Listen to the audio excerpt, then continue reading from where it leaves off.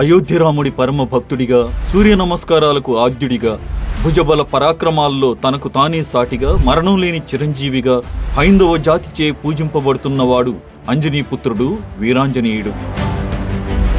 హనుమంతుడు, పవనసుతుడు, అంజనీపుత్రుడు, కేసరీనందనుడు, మారుతి వంటి అనేక పేర్లతో పిలువబడే ఆయన జన్మ వృత్తాంతం ఏంటి?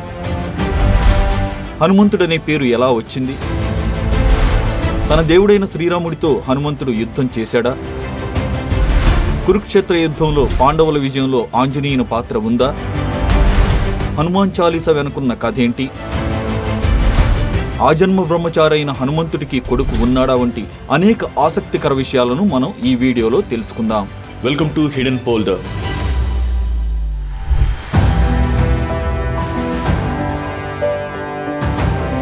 ఇంద్రుడి ఆస్థానంలోని అందమైన అప్సర పుంజికస్థల. ఆమె ఒకనాడు దుర్వాస మహర్షి తపస్సును భంగం చేయడంతో ఆయన వానర రూపంలో జన్మించమని శపించాడు. తనకు శాప విముక్తి కల్పించమని కోరగా వానర రూపంలో జన్మించిన రూపంలో ప్రకాశవంతంగా ఆకర్షణీయంగా ఉంటూ అతిశక్తివంతుడైన శివుని అంశగల బిడ్డకు జన్మనిచ్చి అతని కీర్తితో యుగయుగాలుగా ప్రసిద్ధి చెందుతావని ఆశీర్వదిస్తాడు. ఆమె పరమశివుడి భక్తురాలు అంజనగా జన్మించి కేసరి అనే వానర వీరుణ్ణి వివాహమాడుతుంది. వారు సంతానం కొరకు భక్తితో శివుని ఆరాధించగా అప్పుడు వాయుదేవుడు శివుని తేజమును పండు రూపంలో అంజనకు అందేలా చేశాడు. దాన్ని ఆరగించిన అంజనకు జన్మించిన కుమారుడే అతిశక్తిమంతుడైన ఆంజనేయుడు. కేసరి కుమారుడైనందున కేసరీనందనుడుగా, వాయుదేవుని అనుగ్రహంతో జన్మించినందున వాయుసుతుడని పిలువబడ్డాడు.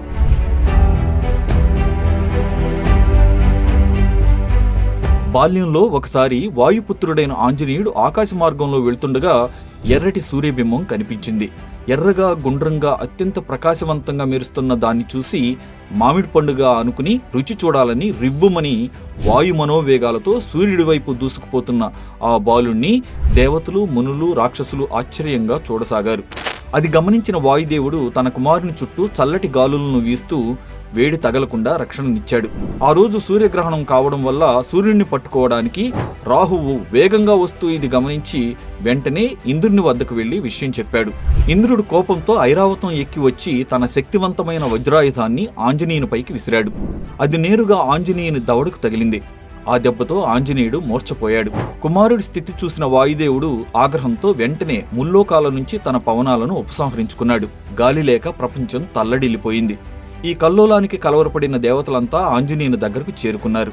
బ్రహ్మచేతి స్పర్శ తగలగానే శరీరంపై గాయాలు మాయమై బాలహనుమంతుడి దేహం ప్రకాశవంతమై తిరిగి కోలుకున్నాడు.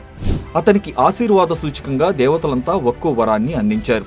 ఇంద్రుడు తన వజ్రాయుధం వల్ల హనువు అంటే దవడభాగం గాయపడ్డది కావున హనుమంతుడిగా పిలువబడతాడని, వజ్రాయుధం వల్ల కూడా అతనికి మరణం ఉండదని చెప్పాడు.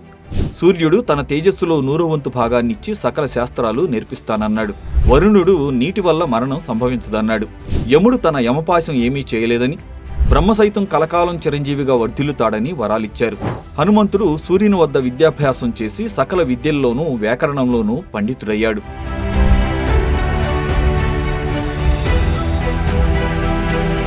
శ్రీ మహావిష్ణు అవతారమైన రఘురాముణ్ణి తన హృదయంలో నిలుపుకున్న అంజనీపుత్రుడు తన స్వామితోనే యుద్ధం చేయాల్సిన పరిస్థితి వచ్చింది. ఒకనాడు కాశీరాజు యయాతిని చంపాలని శ్రీరాముణ్ణి ఆదేశిస్తాడు ఆయన గురువు విశ్వామిత్రుడు. అయితే స్వతహాగా రామభక్తుడైన యయాతి తాను ఎలాంటి పాపం చేయలేదని ఆంజనేయుణ్ణి శరణు కోరగా రక్షిస్తానని అభయమిస్తాడు. మహర్షి ఆజ్ఞ ప్రకారం యయాతిని తనకు అప్పగించాలని శ్రీరాముడు ఆదేశిస్తాడు. యయాతికి మాటిచ్చానని, అవసరమైతే తన ప్రాణాన్ని అర్పిస్తానని వేడుకుంటాడు పవనసుతుడు. ఇందుకు ఆగ్రహించిన శ్రీరాముడు హనుమంతుడిని యుద్ధానికి ఆహ్వానిస్తాడు.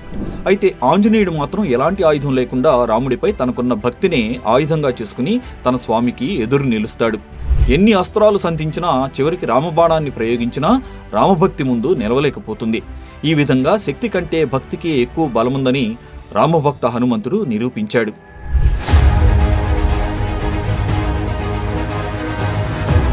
హనుమంతుని ఆజన్మ బ్రహ్మచారిగా భక్తులు భావిస్తారు. కానీ ఆయనకే తెలియకుండా ఒక కుమారుడున్నాడు. సీత కోసం శ్రీరాముని దూతగా లంకకు వెళ్లిన హనుమంతుడి తోకకు నిప్పంటించమని రావణాసురుడు తన సైన్యాన్ని ఆదేశిస్తాడు. నిప్పంటుకున్న తన తోకతో ఏకంగా లంకనే తగలబెడతాడు హనుమంతుడు. తిరిగి వెళ్తూ మంటల వేడి నుంచి ఉపశమనం పొందేందుకు సముద్రంలో కొంతసేపు మునిగి ఉండేందుకు నీటిలో మునగగానే ఆయన శరీరం నుంచి ఒక స్వేద బిందువు సముద్రంలోని జలకన్య నోటిలోకి ప్రవేశిస్తుంది. అదే ఆమె గర్భాన ఒక శిశువుగా మారుతుంది. ఇదేమీ తెలియని హనుమంతుడు అక్కడి నుంచి వెళ్ళిపోతాడు. కొన్నాళ్లకి పాతాళలోకాన్ని ఏలే మైరావణుడి భటుల వలలో చిక్కడంతో ఆహారంగా వడ్డించేందుకు ఆమె పొట్టను కోయగా గర్భంలో శక్తివంతమైన ఓ జీవి వారికి కనిపిస్తుంది. సగం కోతి రూపంలోనూ మరో సగం మకరంగానూ ఉన్న ఆ జీవికి మకరధ్వజుడు అని పేరు పెట్టి తన రాజ్యానికి ద్వారపాలకునిగా నియమిస్తాడు మైరావణుడు. కొద్ది కాలం తర్వాత రామరావణ యుద్ధ సమయంలో రావణాసురుడు తన బంధువైన మైరావణుడితో రామలక్ష్మణులను పాతాళానికి తీసుకుపోయి బంధించమంటూ అర్థించడంతో రామలక్ష్మణులను అపహరించి తన కోటలో బంధిస్తాడు. వారి జాడను తెలుసుకున్న హనుమంతుడు పాతాళలోకం చేరి అక్కడ మకరధ్వజునితో తలపడాల్సిన సందర్భం ఏర్పడుతుంది. అతని బల పరాక్రమలను చూసిన హనుమంతుడు అతని తల్లిదండ్రుల గురించి అడగ్గా తాను హనుమంతుని కుమారుణ్ణని చెప్పడంతో ఆశ్చర్యపోయి అతని జన్మ వృత్తాంతాన్ని తెలుసుకుని తన కుమారుడేనని సంతోషిస్తాడు. మకరధ్వజుడు సైతం తన తండ్రిని కలుసుకున్నానన్న ఆనందం ఉన్నా తన ప్రభు అయిన మైరావణుని మోసం చేయలేనని, ఆయన ఆజ్ఞను జవదాటలేనని తండ్రికి తేల్చి చెబుతూ తనను ఓడించిన తరువాతే కోట లోపలికి ప్రవేశించమని సూచిస్తాడు. తన కుమారుని స్వామి భక్తికి సంతోషిస్తూనే హనుమంతుడు అతనితో తలపడతాడు. చివరికి కుమారునిపై విజయం సాధించడంతో పాటు పంచముఖ అవతారం ఎత్తి మైరావణుణ్ణి సంహరించి రామలక్ష్మణులను విడిపిస్తాడు. విషయం తెలుసుకున్న శ్రీరాముడు మకరధ్వజుని పాతాళానికి అధిపతిగా నియమిస్తాడు.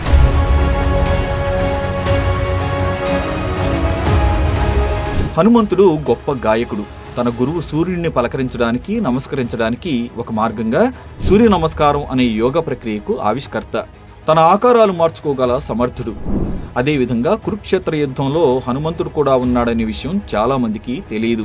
ఒకసారి యుద్ధ సందర్భంలో అర్జునుడి రథం సవ్యదిశలో వెళ్లడానికి వాయువు సహకరించాలని పవనసుతుడైన హనుమంతుడిని రథంపైనున్న ఎగురుతున్న విజయకేతనంపై ఉండాలని శ్రీకృష్ణుడు కోరతాడు.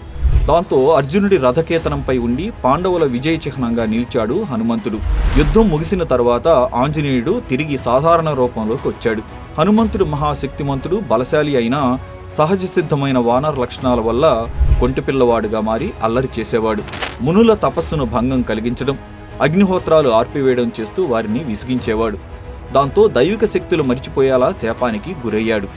సీతామాత కోసం అన్వేషించే సమయంలో జాంబవంతుడి వల్ల మళ్లీ హనుమంతుడు తన శక్తి సామర్థ్యాలని గుర్తు చేసుకున్నాడు.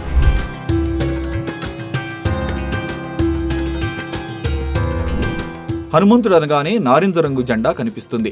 విగ్రహాలు కూడా నారింజ రంగులోనే కనిపిస్తాయి. అలా ఎందుకు కనిపిస్తాయి అనే విషయం గురించి ఎవరికీ తెలియకపోవచ్చు. ఒకరోజు సీతాదేవి తన నుదిటి మీద కుంకుమ పెట్టుకోవడాన్ని హనుమంతుడు గమనించాడు. అలా ఎందుకు పెట్టుకుంటారని, దాని ప్రాముఖ్యత ఏంటని అడిగాడు. శ్రీరాముడికి ఎలాంటి ఆపద కలగకుండా దీర్ఘకాలం జీవించేందుకు ఇలా చేస్తున్నానని సీతాదేవి బదులిచ్చింది. అప్పటి నుంచి హనుమంతుడు తన స్వామి భక్తిని ప్రదర్శించేందుకు తన శరీరం మొత్తం సింధూరంతో నింపేసుకున్నాడు. విశ్వంలో మరణమే లేని 7 అమరుల్లో హనుమంతుడు ఒకరు.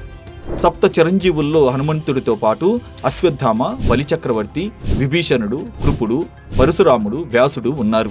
పురాణాల ప్రకారం కలియుగం చివరి వరకు కూడా రాముడి పేరు జపిస్తూ గంధమాదన పర్వతంపై ఇప్పటికీ ఉన్నాడని, భక్తుల ప్రార్థనలు మరియు పూజలకు ఆయన సమాధానం ఇస్తాడని చాలామంది నమ్ముతారు.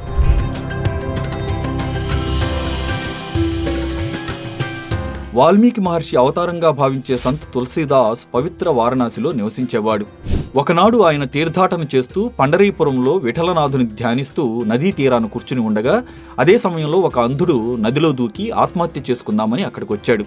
ధ్యానంలో ఉన్న తులసీదాసును తగిలి అతడు పడిపోయాడు. వెంటనే ఆ అంధుణ్ణి పైకి లేపి కౌగిలించుకుని అతని వైపు చూడగానే అతనికి చూపు వచ్చింది. అతడు ఆనందంతో తులసీదాసు పాదాలపైన పడి కృతజ్ఞతలు తెలిపాడు. ఈ విషయం భారతదేశాన్ని పాలిస్తున్న అక్బర్ చక్రవర్తికి తెలిసి తన వద్దకు ఆహ్వానించి కొన్ని మహిమలు చూపి పారితోషికాలను స్వీకరించవలసిందిగా ఆయన్ను కోరాడు.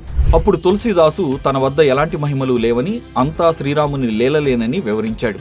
దాంతో ఆగ్రహించిన అక్బరు భటుల్ని పిలిచి తులసీదాసును కొరడాలతో కొట్టవలసిందిగా ఆదేశించాడు. తులసీదాసు 2 చేతులు జోడించి రామనామ స్మరణ చేశాడు. దాంతో భటుల చేతుల్లోని కొరడాలు లేచినవి లేచినట్లే ఉండిపోయాయి. అక్బర్తో సహా భటులను భయంకరమైన చూపులతో, అరుపులతో అసంఖ్యాకమైన కోతులు బెదిరించసాగాయి. అక్బర్ దిగ్భ్రాంతి చెంది తన పొరపాటు తెలుసుకుని తులసీదాసును క్షమించమని వేడుకున్నాడు. ఏమీ అర్థం కాని తులసీదాసు జరిగిన విషయాన్ని తెలుసుకుని అందరికీ దర్శనమిచ్చి తనకు ఆ భాగ్యం కలగనందుకు చింతిస్తూ భక్తి ప్రపత్తులతో అనేక విధాలుగా హనుమంతుడిని కీర్తిస్తూ ఆసువుగా 40 దోహాలతో స్తోత్రం చేశాడు. దాంతో పరవశించిన హనుమంతుడు దివ్య రూపంలో ప్రత్యక్షమై తులసీదాసును ఆశీర్వదించాడు. ఆలపించిన ఆ దోహాలనే తర్వాత తులసీదాసు హనుమాన్ చాలీసాగా రచించి జగత్ప్రసిద్ధి పొందాడు. వేగంలో వాయువుతోనూ పరాక్రమంలో అగ్నితోనూ సరిసమానుడైన హనుమంతుడు శ్రీరాముని అమిత భక్తుడిగా అనేక కీలక ఘట్టాల్లో పాల్గొన్నాడు. 100 యోజనాల సముద్రాన్ని దాటి సీతమ్మను లంకలో కనుగొనడం, లక్ష్మణుడి ప్రాణాలను కాపాడటానికి సంజీవని తీసుకురావడం, రావణ సంహారంలో వానర సైన్యంతో రామునికి అండగా ఉండడం వంటి అనేక సేవల ద్వారా తన భక్తి శిఖరానికి తీసుకెళ్లాడు. శ్రీరాముడికి హనుమంతుడిపై ఉన్న ప్రేమ, గౌరవం అంతులేనిది. భక్తికి, శక్తికి, నిస్వార్థతకు నిలువెత్తు సాక్ష్యంగా నిలిచే ఆ కేసరీనందనుడి ఆశీస్సులు భక్తులందరిపై ఉండాలని మనసారా కోరుకుంటున్నాం. ఇలాంటి మరిన్ని వీడియోస్ కోసం హిడెన్ ఫోల్డర్ యూట్యూబ్ ఛానల్ని సబ్స్క్రైబ్ చేసుకోండి.